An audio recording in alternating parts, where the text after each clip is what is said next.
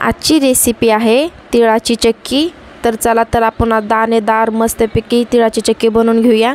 हे गोल्डन होईपर्यंत तीळ भाजून घ्यायचे मस्तपैकी खमंग भाजलेले आपले तीळ। आता कढईमध्ये जरासं तूप टाकून घेऊया 1-2 चम्मच आणि त्याच्यामध्ये थोडंसं गूळ आणि थोडीशी साखर टाकून घेऊया आणि मस्तपैकी शिजून घेऊया। हे गूळ आणि साखर एक तार येईपर्यंत हे बघा थोडंसं पाणी टाकून घ्या त्याच्यामध्ये 1 वाटीभर।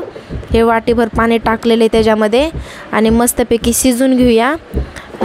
हे आपले पाक तयार आहे आणि एका वाटीमध्ये टाकून घेऊया। बुडाला जर टेकलं तर मग समजायचं की आपलं पाक तयार आहे। हे आपण तीळ मिक्सरमध्ये वाटून घेऊया दाणेदार। हे वाटून घेतलेले तीळ कढईमध्ये टाकूया पाकामध्ये आणि मस्त शिजून देऊया आणि मस्तपैकी शिजलं ना मग कढईमध्ये टाकून घेऊया। हे कढईमध्ये टाकलं मस्तपैकी शिजू देऊया तीळ त्याच्यामध्ये। हे आपलं मिश्रण तयार आहे। मिश्रण तयार झालं की मग ताटाला थोडंसं तूप लावून घेऊया म्हणजे कसं आपलं ताटाला चिटकणार नाही। हे आपलं मिश्रण तयार आहे। आता ते मिश्रण ताटामध्ये टाकून घेऊया।